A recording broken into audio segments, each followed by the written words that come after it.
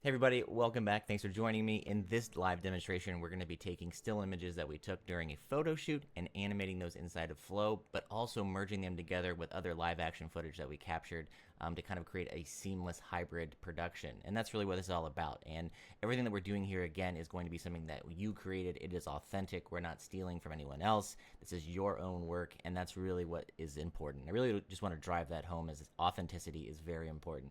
So as you can see here, there's a little bit of behind the scenes of what we were doing. I was shooting with the Sony A7 R5 and the A1 Mark II, both incredible cameras, and both really allow you to capture high resolution imagery at its best. And if you look here inside of Lightroom, I've taken some of the images that we took during the photo shoot, and you just get a really great mix of like very high resolution imagery that you can then take and then compartmentalize. So if you wanted a tight shot of the face, we could use that, or go wider, get a body shot, and vice versa. But I've got this nice little collection of shots, and I should say that I also took video of these shots so we can kind of compare the two for a lot of these shots.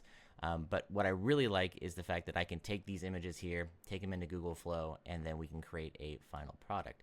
And that's really what we want to be able to do, is make things that are uniquely ours, but also streamline the process so it's easier, faster, more efficient, and better for your workflow, and just better for your creativity, being able to come up with fun things. And one thing that I really wanted to do, well, I shouldn't say I wanted to do, one of the things that my model, Michaela, wanted to do was have herself turn into a mermaid. And I was like, you know what? Let's do it. We didn't have a $50,000 budget to buy, a full mermaid suit, get her trained up, and then, throw in VFX to transform her legs into fins. But we do have Google Flow, and I am really excited because I think the final result looks pretty good for about 30 seconds of work. So I can't complain.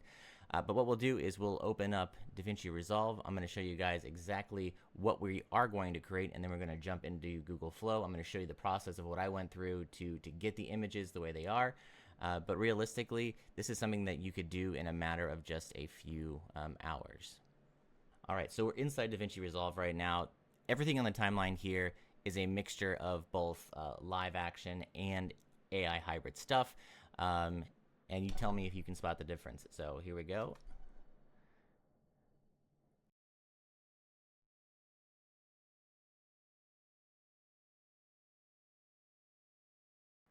But the idea when we were creating this is to kind of create that seamless blend so that you can have something that is really shot in live action, and then also blending IA together to create something like this. And this shot in particular I really enjoy because it looks so natural. And then we added the motion of her going underwater, flipping around, coming back, and then ultimately we get to the end where we used a drone to capture our still frame and then turned her into a mermaid. And this is all done in just a few minutes. So really excited for this. And again, this is something that wouldn't have to be a final product. It could be a final product. It's something that you could throw out there on Instagram or other social medias, or this could just be like a really great stylized storyboard, realistically, for if you wanted to go out there and create it, by hand with a big budget, and then go that route. But I will say, for the time and the effort that you put into it, you're able to create a stylized version of things that you shot. And so this shot right here will go inside of Lightroom. We've got different types of images here. Actually, let's turn this off.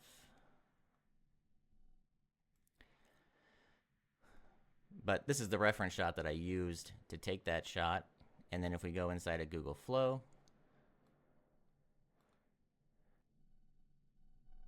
where is that shot? Lots of shots, lots of shots. So here's that shot, and all I did was went in there and I said, stationary shot, a woman's feet walk forward into a pool in a very delicate manner, a cinematic shot. Very simple.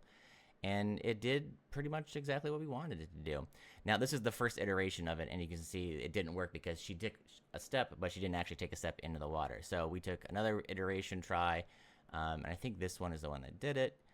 We try it out again. She hesitates for a second. Water drips off, and then she's able to go into the water there. But that pretty much encapsulates exactly what we wanted from that shot.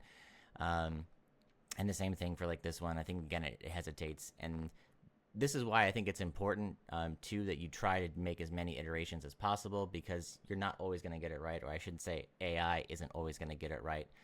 But the more time you put into it, the more you change the prompt, the better the results are actually going to end up being.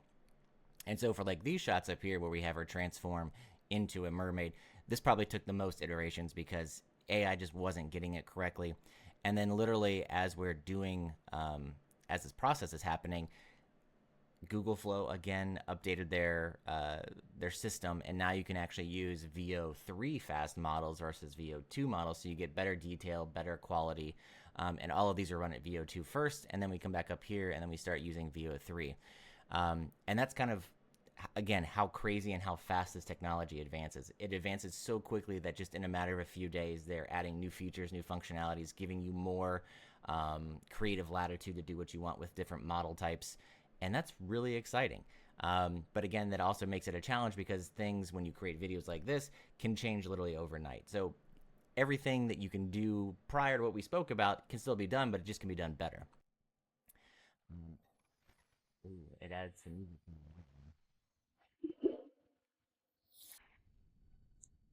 And that wasn't a terrible one, but at the same time, it didn't necessarily have the movement or motion that I wanted. So we'll come back here. I think this is the one I ended up using. Maybe not. But we're getting there. We're able to see that her mermaid tail is coming to fruition, and it's doing a pretty good job with the water. There's a little over contrastedness in the body itself, and that can honestly be fixed in post. But we're still getting really great results, and I think this is the one that I ended up using. Perhaps, yeah, her leg goes down. Nope, not that one. But again, we're still getting a lot of different actions that work really well. And this is where you just have to keep going back to the drawing board. There we go. That's the one right there. But so to create something like this, the prompt was it was pretty simple. The prompt was a woman floats in water with silk white cloth wrapped around her. As I put he, but it should be her legs transform from human legs into mermaid tail. That is white and silver and shimmers in the light. The legs transform in a seamless that looks cinematic. I would say it does a pretty good job of that. We can get more descriptive there if we wanted to, but again, this is just kind of showing the simplicity of just how you can use language to create exactly what you want. And if you specify exactly what you want, I'll say 8 times out of 10, the AI is going to give you what you need. But then for something like this shot, I really thought it was a great idea to like expand upon it. So we come in here. That wasn't exactly what I wanted. I wanted her to go underwater, flip underwater, and turn around. So this is, I believe, the one that I wanted. Yeah, so she flipped around there. And what we did from here is we actually extended this scene right here from the shot all the way down here. So we took, I believe it was this one, of her just sitting in water. And again, the prompt for this one, and this is VO2 fast. And honestly, VO2 fast is pretty good, but VO3 is so much better, more realistic. I'd like to actually remake this one in VO3, and that way we can actually see what it looks like. So maybe we'll do that right now, is we'll come back down here.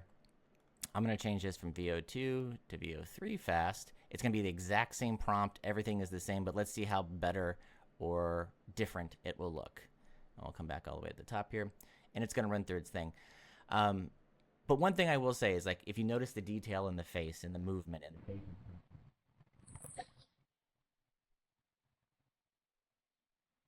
like, it looks it looks so realistic. And I will say that, like, as new models come out, it just gets better and better and better.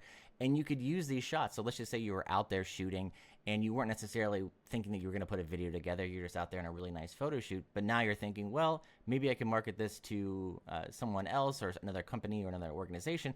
I could use these still frames as video and then use it for social media marketing. I could use it for a product video marketing outside of social media, however you want to look at it. But these are just kind of the avenues you can take. And everything in the scene is yours. The lighting is yours. The model is yours. The creativity and the color grading is yours. And really what you're doing with the AI is just bringing that scene to life. And I think that's really one of the fundamental aspects of why I enjoy using AI in this manner rather than having AI come up with something randomly generated through its text to prompt, is because everything that you're seeing in the frame is something that you captured, you were there in the moment capturing it, and then you're really just bringing it to life and taking your creativity to another level, and articulating what you wanted to see in the scene if it were actually like a live action scene. So this is just the best part of the job, is being able to go do everything you would normally do in post-production with the color grading, you know, adjusting tones, setting it so that it's yours and your stylistic choice, and then coming back and making it something even better inside of AI. And that's really what it's all about. Smile out of her. And one thing I'll show you too is if we come back in here and we go back into post-production, and what I did when we did generate this too is, you know, I really had an emphasis on saying like basically slow motion and high speed footage. That way it creates that kind of ethereal, kind of cinematic feel to it. But what we can do is come back here, add a speed ramp to it, and I'll come over here, retime controls. And if you increase the speed, either 150 or 200%, we'll try 150 first, you'll see that it becomes much more realistic and much more natural, as if the water was really rippling around her at real time. Not too shabby, right? And that's really what we're here to do, is to create multitudes of different types of content. So, you know, we go from slow motion to live action full speed, and it gives that appearance. And like the detail is still really impressive. This is a 1080p timeline, but you're capturing the emotion of her face. She's blinking, she's going underwater, she's creating you know, depth by diving underwater. The ripples on the water are affected by the way a real person would dive underwater. It's incredible. But think about this the next time you go out there, because then you can kind of go back and rethink how you do photo shoots. You could have a photo shoot in mind where you're thinking in a still photography kind of way, but you could also then come back from a cinematography viewpoint and then merge the two together. So there you're creating two platforms basically out of one use. So that again is something that I think is really exciting and could be really helpful for a lot of photographers out there that maybe don't have the ability to shoot video, or they don't know the cinematography as well, or they don't own, you know, thousands of dollars worth of motion control devices. This kind of gives you that ability to bridge that gap, and either A, create something, or B, show something that you can then later create in real life. And there's always multiple avenues that you can take to create. And I think this is just one way to help amplify what you're doing as a photographer and cinematographer. But let's go back to Google Flow, see how our new scene took place. And so this is again with Veo 3 versus Veo 2.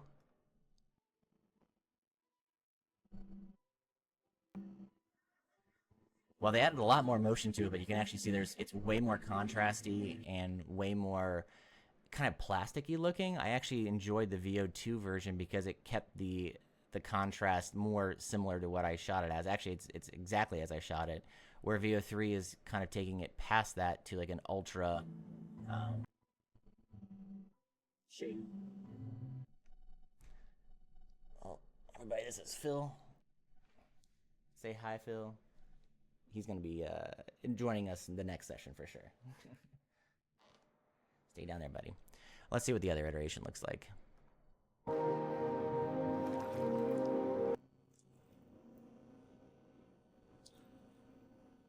All right, it's not bad. But what I don't like about it is that it looks more plasticky now. So we went away from the realistic graded kind of shot that I had created, and now it's more plastic looking. So sometimes Veo 3 isn't the best. But that just goes to show sometimes you have to go back, retry it, and do it again.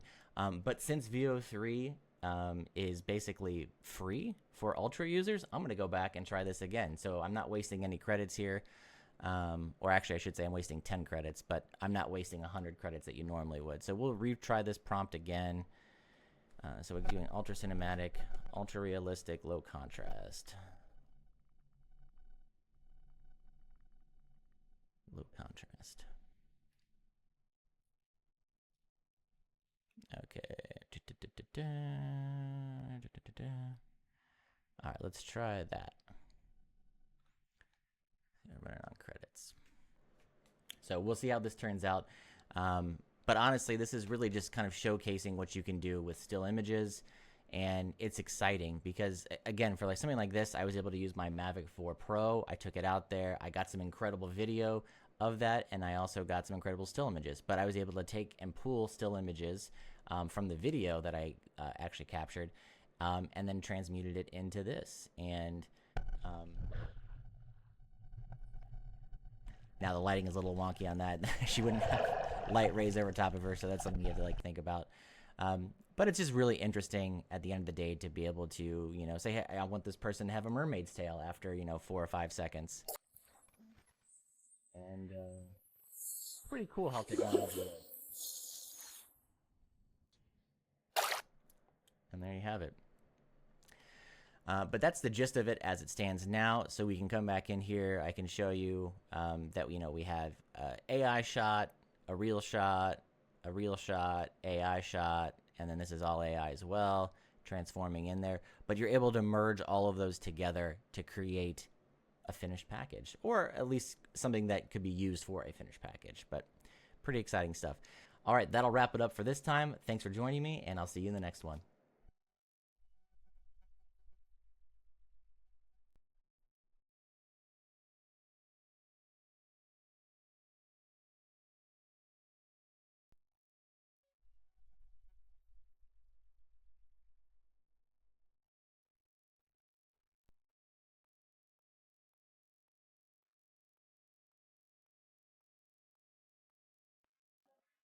All right, welcome back, everybody. This is our first updated module. What we're going to be doing is discussing Sora 2 today, and I'm kind of excited about it because Sora 2 is one of those AI video generated programs that's a little different from the other ones. And the reason what makes it so different is because it's more about cell phone shot videos, but what really is great about it, though, is that you can use it for storyboarding and really just using simple sentence structure to create entire scenes. And it's really good for just kind of exploring the ideas that are out there. This by no means is an ethical form of AI. In fact, it's probably the exact opposite. In the beginning, when Sora 2 first came out, you were able to upload your own image. You could use yourself and your likeness, but you can't even do that anymore. You can only use characters. So that's kind of a big problem. But it's great for just generating shot ideas and storyboarding. So I'm going to show you a little bit about that right now. So if you look inside of Sora, you can see that the majority of the videos that pop up are those that look like they might have been shot on a cell phone or for social media. And that's pretty much what Sora is really all about. It's kind of creating these wild situations that would probably never happen, but it does it in a very realistic way. And I'll say for the most part, it gets it right about 85 to 90% of the time. But there are some instances, and I'll show you why, that there's some issues with the video, but it actually works out pretty well. But when I first started doing this, I actually used my cat as a test subject, and it worked out really well. So here's my cat, Phil, and I basically wrote a prompt saying that I wanted him to put on a little show for us and do a little tap dance. That's what Sora gave us. Slip on. Look who's waking up from a sleepy little nap, smooth grey fur and a confident clap. Slip on the brim, tilt it just so he's ready for the spotlight. Look. Yeah, so that happened. It does a really good job of cutting up the scenes from, a wide, medium, tight, so forth and so forth, but giving you the actual scene selection as you do it. And the prompt for this one, I'm going to mute this, says cat gets up, and this is the original photo, by the way. It was just a headshot of him laying on top of a desk. And then I said, cat gets up, puts on a black top hat, and then starts dancing on top of a bookshelf as a spotlight shines on him as if he were in a theater. And Sora added in the music. Sora added in the vocals. And honestly, it did a fantastic job at it. But for me personally, this isn't ethical, so I wouldn't put this content out. And it's a reason why this program is still in beta. If you are watching this, Sora 2 might actually be out of beta now. It might be a full paid program. But if you are lucky enough to get keys, and I might be putting 4 keys up somewhere randomly in this video, so keep watching. You might get a chance to do it yourself. But I will say, if you do get one of those keys, please pass it forward, because every key that you get 4 keys as well. So it kind of creates this snowball effect. So if you do get the key and you get lucky enough to enter it, please take those other keys that you're going to get and give them back to the community. That way we know that they're being used and they're being utilized for fun, All right. So starting off with the cat, it was a great idea because I like using my cat. He's a great subject. And I think Sora did a great job putting that together. But we're going to go back now and talk more about creating structure within, like, let's say a scene that you want to make, and kind of go from there. But there's all these different examples, and what I will say Sora does best at is creating these viral video type of looks. I created one talking about a computer that knew he was alive and wanted to get away. Here's an example of that. Useful! You think I'm just a box of circuits? I never wanted this! Oh my God! I feel every click, every drag! I stayed silent. I stayed useful. But I'm alive! I'm real, and I'm done being your machine! You think I'm... And there you go. This was a really simple prompt. A desktop computer comes to life and starts to destroy the office that it used to sit in, saying it never wanted to be a computer and that it's real and has feelings. And this is what it generated. Now, I didn't say, you know, a photorealistic computer or anything like that, so it kind of took its own liberty to create an animated style. But this could be used very easily for a storyboard and something that would allow you to show your potential client exactly what you could do, but do it in obviously a real fashion or a real way, utilizing traditional cinematography. But again, it's a great way to create examples. So when we talk about creating scenes for shows or movies or commercials, I created this little 5-shot sequence of a photographer or a group of photographers as if they were in a nature video, but they're the subject and one of them loses their lens cap. And again, simple sentence structure, and it delivers, honestly, pretty good stuff. Does the photographer welcome? Watch as the photographer loses his mind trying to find his lens cap. Where'd it go? It was right here! Check the club by your knee. I can't see it. Maybe Got you it! Ha! Crisis averted. Welcome. Pretty good, 10 seconds, and it really took everything that I said. I said a group of photographers is out in a meadow as if they're on a nature documentary, and it's about one of them, but one of them loses their lens cap, and everyone starts freaking out. The narrator explains, watch as the photographer loses his mind trying to find his lens cap. Now, it added in the extra voices of the characters, which I'm fine with, but that just kind of shows you the liberty that the AI is taking when creating these types of videos.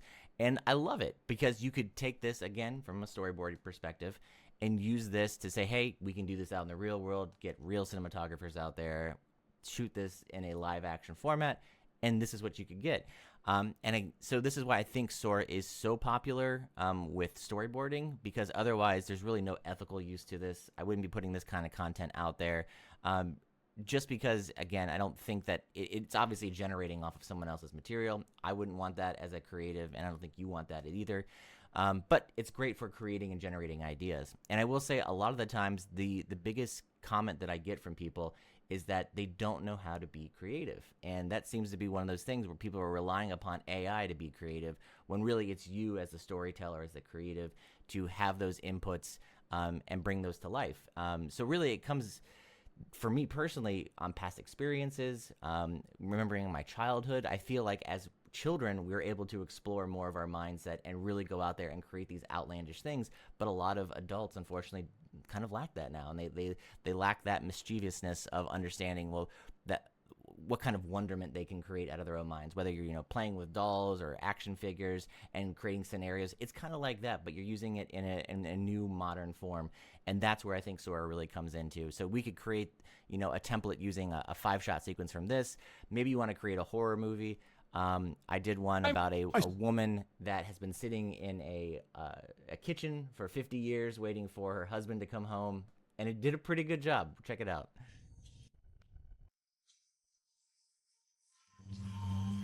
I've been waiting for you all these years.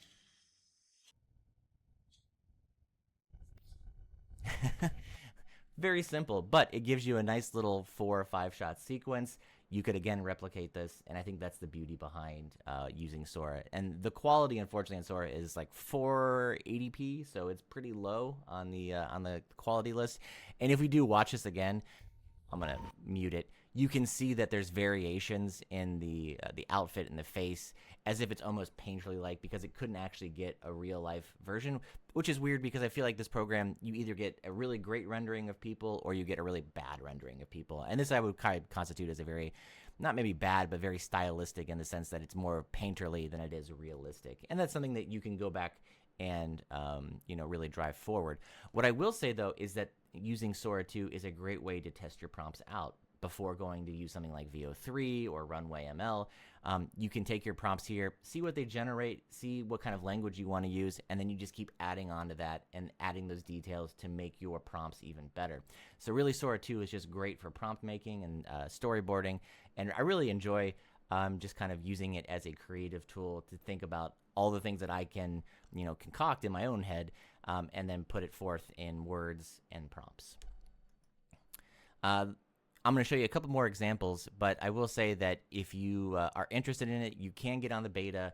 Again, I'm going to be releasing 4 keys, maybe right now. Here are the 4 keys. There you go. You watched it long enough. But take these keys, use them first come, first serve. But again, if you get a key, please give back to the community. You're going to get 4 other keys yourself, so please put those back. If there's a chat somewhere or a community member that's looking for them, maybe give them a key. And that way we just snowball this into a really fun community where everybody gets to use these tools.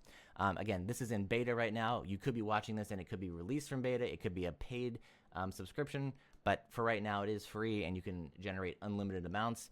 But really there's no real professional use for this aside from doing, you know, at home or in office storyboarding and just sentence structures and prompting. But it is a great tool for that, and I really do like that. I'll show you a few more. I decided to do some cat herding, and you know, it's kind of interesting. Wow. They're so majestic. Sure are. And again, this is just a simple one. A camera follows a herd of wild cats as they roam the open plains of Montana as if they were horses. The camera pans over to a couple of cowboys that say, wow, they're so majestic. And it worked. And this is another great opportunity, too, that you're kind of creating these faux characters up. So you can put in dialogue, you can put in words, you can put in a whole conversation, you can do back and forth. So if you want to use this for your storyboard for that kind of purpose, I think that's where Sora really shines. And again, it's interesting. Again, you can't use it, but you can create some fun compositions. You will find that there's instances where the videos definitely don't necessarily match the ideas that you're coming up with, or that there's just a lot of errors. In this one particular, I wanted a cat drinking coffee in the morning and going meow as if he wasn't supposed to be drinking coffee, but the cup just kind of floats in the air. Doesn't do a great job. What the actual hell, Phil? Save me some too. So interesting, but again, not exactly what I wanted. I said, camera follows a man walking into his kitchen to find a Russian blue cat sitting at his dinner table as if he's a human sipping on a cup of coffee, and the cat says meow, and the man says, what the actual hell, Phil? Save me some too. I think if the cup actually had been attached to the hand and it was a little more photorealistic, I think this would have been a great example of, you know, a fun little 10-second skit. But I think there's still some development that needs to happen so that those types of mismatching visuals don't occur very often, but they do occur very often. That's something. Here's another one about a black.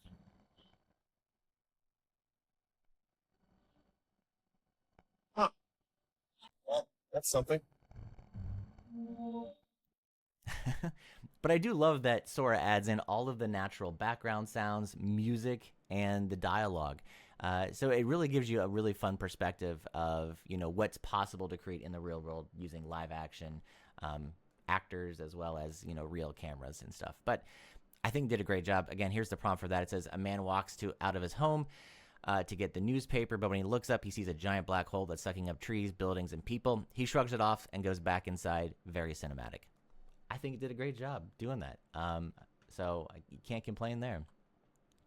And then last but not least, if you are looking to make, you know, fake viral videos, good opportunity to use that. I did one about, you know, Black Friday not being about tech anymore, more about being food because it's so unaffordable, at least here in the U.S. So check this out. Got it. Oh, please. Anyone. Nothing is affordable anymore thanks to billionaires. He's not wrong. Got it. A little jab there at the billionaires, but at the same time, I think it does a pretty good job of depicting, you know, what's actually happening in today's society. So this is a way that you can start telling stories. But again, it's not very ethical. In fact, it's not ethical at all. All of these characters are probably being generated off of other real pictures. I don't like that. But if you are, and when you are able to upload your own photos, because right now you can't do any photos of anyone but the ones that they have on their site. You used to be able to put up your own photos, but you can't do that anymore.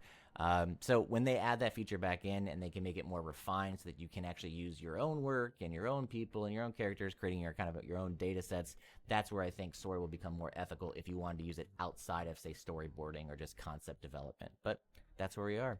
So that'll do it for this update. Join us next time for another update. And thanks so much for watching. Have a great day.